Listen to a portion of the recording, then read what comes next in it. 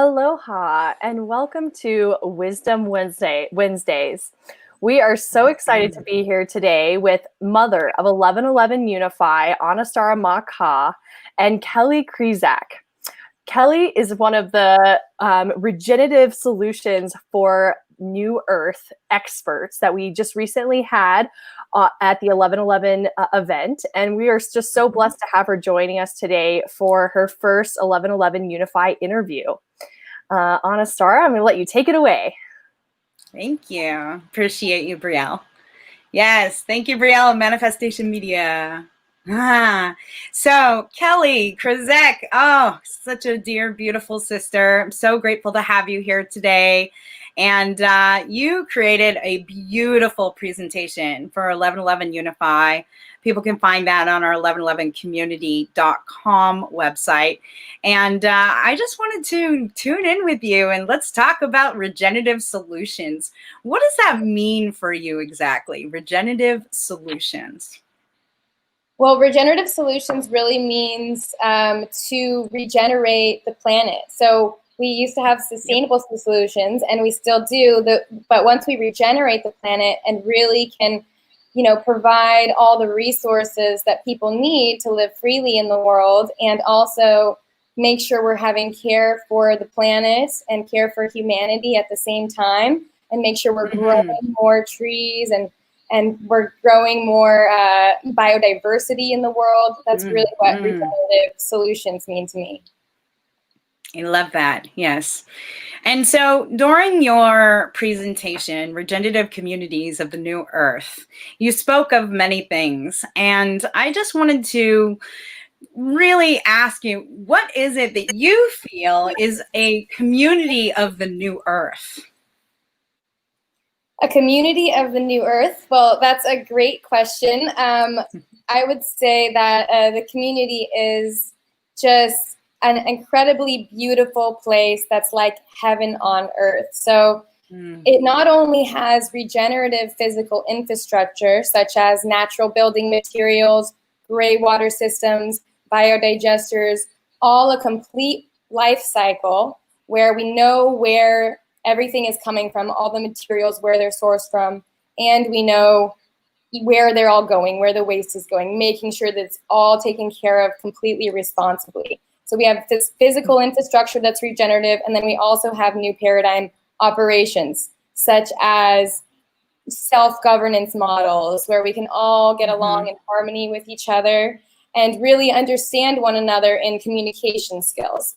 We also have economic systems, such as cryptocurrencies, to create actual regenerative, where the money is going to be resource-based rather than just based in, the old paradigm systems. So we actually are going to create this. And then we also have, of course, alternative healthcare models that are much more sustainable and caring for humanity, such as, getting complete health screenings for all people to understand their blood work and what is involved with, what nutrients they may be deficient in, and prescribing them all natural organic substances, as well as the new paradigm educational systems that really focus on people's uniqueness and individuality and really create that passion and purpose for people, so we can finally create regenerative solutions for creating a new earth for humanity. So once we work on that in our inner world, then we can actually create that on our external world as well. And so a lot of people are ready to move to that next stage where we have the outer environment that aligns with our inner environment as well. Yeah, well put. Thank you. Yeah, our friend Joyous Hart says, home is heaven on Mother Earth. right? And it's about Beautiful. creating a home. And no matter where it is, I mean, these intentional communities are popping up all around the world. So I know several in America. I know you're down in Tulum and work in Baja as well. We're associated with the Golden City on Sumbawa, which is an island in Indonesia. And there's also another that's popping up in Thailand. And so all of these places will eventually be considered home to many people who are community members of these regenerative and intentional communities. And so I wanted to speak a little bit more about the actual infrastructure. I know that that is a big piece. Andrew, my husband, and I, we really talk about what is it that we need to build a community. And for us, yes, regenerative building materials, sustainable building materials, as well as not living in a box anymore, right? All these homes, all these individual nuclear family homes tend to be square and feel like we're in a box. And there's already enough in our life and the duality matrix that puts us into a box. So when I envision intentional communities and places that I would like to call home in the future, really is places that live in harmony with the planet, such as earthships or even domes and yurts and things made with bamboo and aircrete and materials that even use our waste to create building materials. This to me is the infrastructure and the actual homes, the buildings, the schools that will exist on these intentional land, sustainable land projects. So tell us a little bit more about what your vision of the infrastructure is. Perfect. Yeah, I mean, you described it absolutely wonderfully with all the different sustainable options that are out there. There are so many different types of building materials. So one of them that I really love is called it's magnesium oxide, which is actually made of crystals, and it comes all natural, completely regenerative, and you can build anything out of it. You can build domes, pyramids, normal homes, anything that you want, any type of looking architecture or structure, and it actually creates a harmonic resonance in the home. So you actually feel really good in your home, as well as having grounded energy as well in the floors. So there's different types of practices like that to create a harmonious environment. And there's also gray water systems. So knowing exactly where your water is coming from. So that may be a natural source, such as a well and groundwater, or rainwater. You can have rainwater catchment systems that come through and are filtered in a beautiful way to provide the most healthy drinking water, the most healthy water that you shower with. And also, you know where it's going, so that you make sure that there's no wastewater, and that water can actually go out. You're using biodegradable soaps. That water can go out and feed the plants and really give life to those plants, which have permaculture and herbs, and grow all your food right there. So all the food will be grown locally and organically. And we also have biodigester systems, so waste from the toilets and things like that can actually go and be filtered and become all with natural minerals and be filtered into going back into the earth, or actually be generated for energy for the home. So it's all connected. And then, of course, sustainable energy, such as solar and these different types of energy systems, such as geothermal. So you get energy from the earth and things like that. So just creating harmonious physical infrastructure, that part is all of those pieces. And there's much, much more that goes into it, making sure that every single part of the piece, part of the house, is actually known where each thing comes from, and making sure that it's from a good source. Yes, indeed. I love that. And the building materials of crystals. I want to know more about that one. What they're doing in the Golden City is they're using long pieces of bamboo to create the main part of the structure, but they have created this long trough where they place it in, and it's actually immersed in silica, and that way it actually makes it bug proof. Right. It also makes it more flexible and less, how can I say, less affected by weather. And so they've done laboratory tests showing that this bamboo that normally would last like 15 to 20 years in a tropical environment can last over 100 years. And so these homes that are being built with this treated bamboo is going to last longer, as well as they have machines that they are taking earth and pressing them into bricks and then sun drying them. And those create the internal walls of the buildings. So regenerative to me, in the sense of like what the building materials are being used, obviously has to do with what region of the world you're in. So a home that's being built in Baja might be different than a home that's being built in Bali or Thailand or even America. And so I just love that idea, and the idea of creating sacred geometric structures. When you walk into a pyramid, there is energy, there is activation within that sacred geometry structure. And so to use these sacred geometric principles when building these homes, not only are you surrounded by crystals, but you have the sacred geometry that's playing a part in the energy field that that home is creating, and also how the family thrives within the home. So can you share a little bit more about what something might look like? I mean, you mentioned the pyramid, you mentioned domes. What are some of your favorite structures? For instance, I love earthships, where part of it is in the ground and half of it is sticking out, and there's glass to have a greenhouse inside the house. So I'm curious a little bit more about that.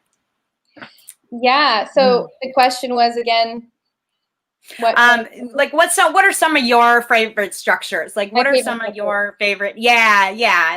So there's quite a few. I mean, everybody is to each their own, right? So you can choose whatever structure you want. Earthships are absolutely incredible because they're aligned with the sun and where the sun comes in and help grow the plants, but then half of them is on a hill, so it stays cool if needed. So these different types of structures will be built, like you said, in different areas around the world, depending on what each place needs, whether it's cold, whether it's hot, what the climate's like, which plants grow, all of those sorts of things. I really like geodesic domes. They're very beautiful with sacred geometry. Also, pyramids are known to actually really harmonize the entire field. So a pyramid would be an amazing space for like a temple, or something that's maybe in the middle of the community to expand that energy and help things really create that beautiful frequency. I also have seen 3D printing is actually a new technology that we can use natural materials and just have the 3D printer print it all for us. So we don't have to use labor to actually have people, build the homes, but we can use technology to be able to help build that. So it would just be incredible to see that happen. And, there's many others out there depending on what people like, what kind of shapes people feel most resonant with. And that's what I think about that. I love that. I love the 3D printed idea. That's amazing. So let's dive a little further into what you would call a closed system, right? You talked about knowing where your water source is coming from, the gray water system, how to filter that out into the gardens, etc. Now, on a community basis, you have that happening on each individual home, but yet it's going to gardens that feeds everyone. And so if you can give us a little more detail on the closed system of like rain catchment and all these things into using our wastewater to fertilize the gardens. Sure. So the rainwater catchment systems, They collect the rainwater from the roof of the house, and then they go into this big bin, basically like 5,000, 10,000 gallons, however much water that you use is needed, and then the rainwater goes through and then comes into the house through different systems. You can also use well water, obviously that's pumped up from the ground and brought into the house. And these different filtration systems use different natural resources to be able to filter the water. There's also atmospheric water generator systems. So that draws water from the air, and that one will actually be completely purified, distilled water. So depending on your body, if you need more alkaline water or more acidic water, you can actually find out which you need based on your body type. Wonderful. I love that. Yeah. Yes. So another thing that is closed system that helps is, for instance, when we talk about power. Andrew and I watched a documentary not long ago called The Need to Grow. Have you seen that? It's a great one. Yeah, I love that one. Yeah, it right. talks about how important the soil is. Exactly. And they talk about the green dragon. And so there's wood put into the furnace, or the incinerator, and then it turns into char, and then it goes into the soil in the greenhouse, and then they have algae pools as well, and then the off gas actually creates power and energy and can power homes within a 1 mile radius, up to 100 homes from this green dragon system.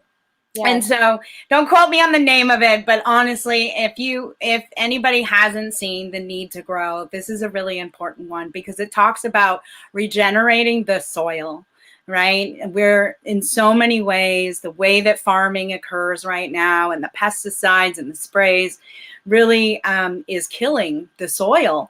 And in order for us to eat organic, fresh foods, we need to regenerate that soil. And so that's how they started working on this system. Do you know much more about that, or any other systems that are similar, where you put waste in and you receive energy out? Yes. So with the one that you were talking about, The Need to Grow, I absolutely love that documentary. I recommend it to everybody. What they do is they actually make sure that the soil is very nutritional for what plants need to be able to grow properly. And it just gives you the most vital nutrition. So you don't have to eat as much food, but you still get all of the nutrients that you need. Of course, you can eat as much food as you want, but you can still be more nutrition. You have more nutrients inside of you. So it's absolutely incredible. And another documentary is called Kiss the Ground. That one is all about soil, how the soil actually has carbon. Have you seen Kiss the Ground yet? I have not. I've seen it come across my radar, but I haven't viewed it yet. I will indeed make sure I do. Okay. So that one is incredible, because it talks about the carbon in our atmosphere, how plants growing and the roots in the soil actually hold a lot of the carbon that's in the air. So with normal practices, or with old paradigm practices, they actually, till up the plants that are growing for farming.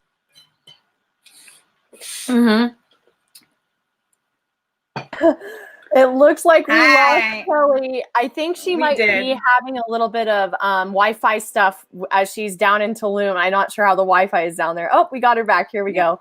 Sorry about that. See, I told you welcome back. The stream would continue on, and I think it's so funny. We're just having one of these kind of weird days, so carry on. It's okay. We're clearing that. Whew. I know. All right. Go on, Kelly. Thank you. Yeah, no problem. Sorry. Yeah, my internet is pretty slow here. I am in Tulum area in Akumal, so it's got a beautiful view, beautiful ocean views, but a little bit of a slow internet thing. Anyways, so I was talking about carbon, how it's stored in the soil, rather than letting that out into our atmosphere. We actually can use regenerative farming practices to really reduce majorly the carbon in the atmosphere and really reverse global warming that way. Yeah. Beautiful. I love it. Now, you mentioned earlier geothermal. I know a lot of people are familiar with solar and wind generators or even hydroelectric, but can you explain geothermal a little bit more? Sure. So geothermal actually takes the energy from the warmth of the earth. So you could do that through water, through just putting it straight down into the soil, and different sorts of ways like that. So that actually turns the energy from the earth. So you have, for example, HVAC systems, heating and air systems that actually are coming from the energy of the earth. So that's how geothermal works. Wow. Okay. I love that. I mean, that's one thing that was so enticing to me about earthships is that when part of it is inside the ground, then you stay cool when it's hot outside and you stay warm when it's cool outside. And so it just makes sense to live in harmony with the earth, to actually have part of your structure or your home inside the earth. So this is something that I dream of and desire in my life in the future. Yes. Yeah. So you also spoke about permaculture and gardening. We did speak a little bit about soil, but what are some of your favorite practices as far as creating community gardens and farms? That is so important. And, you know, there's so many amazing ways to grow our food. And I really think locally is the best way to do it, because we actually can pick the veggies right when, you know, they're ready to be picked. And then you ingest that, you know, very soon after, so it doesn't have to go through this long transportation process that takes a lot of, you know, has a lot of fuel in the system and all this stuff. But you can actually use I'm sorry, I lost my train of thought. But okay. you can actually use these local production to harmonize your body, like, you know, what we're doing these spaces for. Mm-hmm.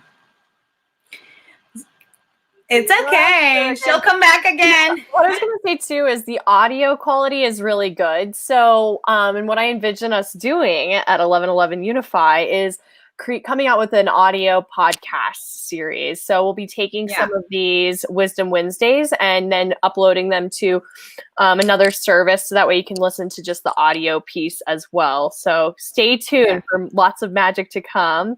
Hey, Kelly. Definitely one of our...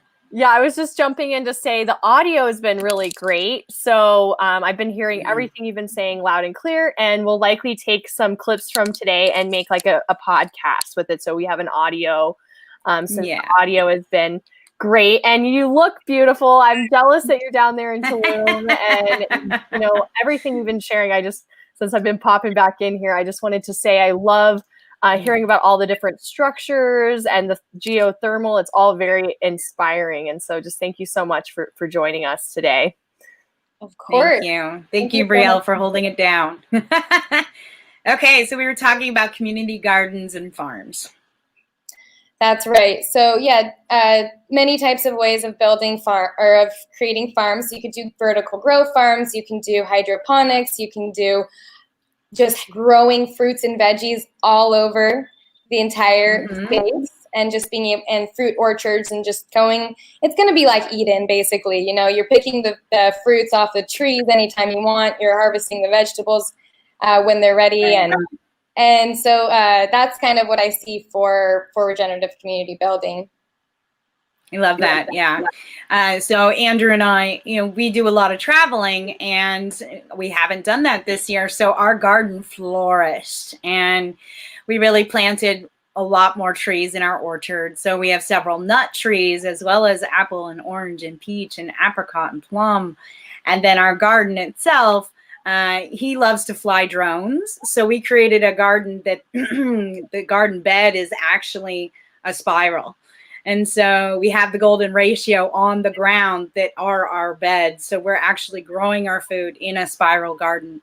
And it's just, there's nothing like it. When you go outside, you feed yourself, and not only is it nourished, but you feel the energy and the love that's been put into the food go into your body because nobody else has touched it. You've been the one tending to it. And when the community members are the ones tending to it, then you feel that love from the community. And beyond that, it really is wonderful to feel sovereign in the sense of I can take care of myself. You know, when everything went down this year and people needed to stay in their homes, there were moments that we were like, you know, we have enough food here that we're growing, and we have neighbors that we trade with, and oh, you have some of these, great, we have some of this, and we have a plethora of tomatoes, and they have a plethora of cilantro, and you share, and with that we can all feed ourselves. So the more that people garden and have these spaces to feed themselves, the better. So yeah. So you said, go on. I was going to say you're in Tulum. Tell us more about Tulum and why you're down there, but you had another thought, so share it with us, please. Oh, sure. Yeah, no, I was just going to say that the gardens that you're talking about are incredible. The sacred geometry, the design is so important of it for exactly what you said, because but I know, you know, some people that can really create these amazing designs with this. And so that's definitely going to be a huge part of the communities, is exactly what you said. But yeah, anything else you wanted to know about regenerative building or, you know, projects or anything like that? Of course, yes. I do want to know why you're down in Tulum, because you mentioned it before, and I would love for you to share it with everyone. Okay, will do. So I'm in Tulum right now because there's this amazing movement here with eco-village building. So I've been traveling and visiting these different eco-villages around the world. Tulum is just one spot that has that. There's a project called Kuyabe, which is in the jungle, that's being developed, and a lot of people are starting to buy lots there, and homes are starting to be developed. So that's a project that I'm currently involved with, working on doing things with them, on helping with consulting for project management and design for these homes. And there's also some more communities like Sac Bay, Ozen. Ozen is a retreat center as well, which provides so much healing for people. And there's also just beautiful spaces here, gorgeous beaches. It's got a lot of like energy that, you know, it just heightens your energy, like wild, you know. It's very, very strong energy here, and it's really nice to be here, and just a lot of amazing conscious individuals are moving here, and yeah, it's been wonderful. Amazing. I've seen some pictures come across your screen where you were showing buildings that were in harmony with the land. They were actually being built from and on the trees, but not harming the trees. Can you explain a little bit more about that? Yes. So they're being built from the trees, but not harming the trees. Yeah, and so I'm trying to remember the exact picture that I saw, but it came across on your page at some point recently, and you were walking through and having a tour of this property, and they were explaining how the buildings and everything on the property is built in harmony with the jungle and not taking and stripping from it. Oh, yes. Yeah. So, I mean, any property that's cleared, any land that, you know, they're trying not to remove any trees. So if they do have to remove a tree, they would plant a new one, or at least 2 or 3 more trees for that single tree. But building in harmony with the nature is very, very important. So basically you could potentially even have trees growing through your home, you know, like that could be a potential. If you want to build your home around a tree, you have all the opportunity to be able to do that. Tree houses even. So always building in harmony with nature. If there's a lot of nature in the area you want to build, you could build above the ground and have it on, you know, piers or stilts, and have your house higher than the ground, so you make sure not to disturb the natural environment underneath. Or you could just build it, you know, flat on the ground, and if you need to clear a tree, then you plant a lot more trees. So that's how we'll build for this future environment. And you love that because it isn't harming Mother Earth. If we could just stop everything and just do it that way from here on out, how much she can regenerate and thrive. So is there anything that you wanted to bring up specifically that we haven't gotten to yet? I can't think of anything. I mean, maybe just how people can get involved if you wanted to go into that. Yes, please. Okay. Yeah, so I mean, if people are interested in this type of building practice, if they want to live in this environment, if they have skills to be able to build and know a lot of these regenerative practices, you know, I would love to get in touch. And so I think that if people want to invest in these types of projects as well, there is so many that we can build on this planet. We're looking for land currently to be able to build these communities, some in potentially Southern California, and we have a bunch of different spots, Costa Rica, Bali, you know, all these different areas, whichever resonates with people the most and where they would like to live. Or we could all have homes in different spots around the world and have an ecosystem of how we can, you know, live in a home for 6 months, 3 months out of the year, or, you know, a full year, and then we want to go somewhere else. And if we did, then we would be able to rent our home out and be able to really, you know, start to go into a different area, and then we can have the other person rent it out for passive income. And then, you know, do the same thing for every different home. We can have permanent housing, we can have temporary housing, we can have anything we want in this new paradigm really here on the planet. So yeah. Exactly. I feel the same way. And honestly, this is my dream right now. This is definitely what my heart song is to have multiple places around the world that I can call home, that I can feel at home, that I can be surrounded by community.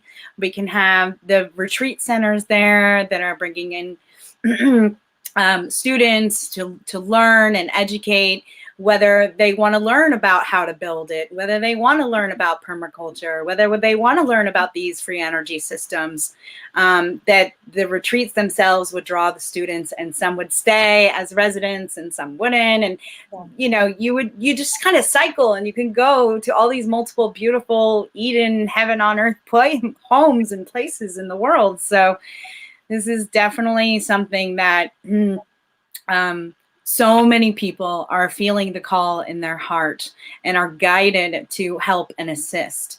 So if somebody wants to be involved in the projects that you're discussing, how can they get a hold of you? Well, I do have a website. It's currently being upgraded right now. It's going to be newearthnow.world. There's also another one. And my email is kelly@newearthnow.world. And yeah, Kelly, Kelly, @newearthnow.world. And there's also, you can find me on Facebook, on Instagram. I don't use Instagram that much, but I'm starting to. So please follow me if you really like this stuff. And, you know, don't judge me by the amount of followers, because I haven't posted since June. But I definitely start posting more on there. I would just love to get in touch with anybody that's here, that's interested in these practices. And yeah, just would love to hear who wants to be involved. Thank you, Kelly. I so appreciate you and the work that you're doing in the world. And here we are. This is the first of our Wisdom Wednesdays, where we'll be inviting knowledgeable presenters to discuss our 11 core values of the 1111 Community Network. And today was our first core value, called Regenerative Solutions. So Kelly, I really appreciate you. Thank you for being here with us, sister. And Brielle for manning everything in the background, manning everything in the background. And let us create and manifest these intentional and regenerative communities around the world. Kelly, do you have any final thoughts you want to share with us? Just thank you so much for having me on, Anistara and Brielle, for everything that you do. And just really, I'm so grateful to be able to be here and to provide people with this information about how we can really live on the new earth for humanity to truly thrive. You know, if people haven't seen the Thrive documentaries, that's definitely something to watch. Oh, yeah. Thrive 1 and 2 changed my life forever. Also, the Venus Project is going to be a great one to really understand the future of cities and how the infrastructure could be, how everything works. So if you guys want more information, please watch these documentaries if you haven't already. But yeah, that's all I want to say. Thank you so much for having me here. Thank you, Kelly, so much for joining us. And I just want to say, I really feel like as human beings and stewards of the earth, it's all about balancing, sustainability and earth stewardship with modern technology. And that's what today's conversation was all about.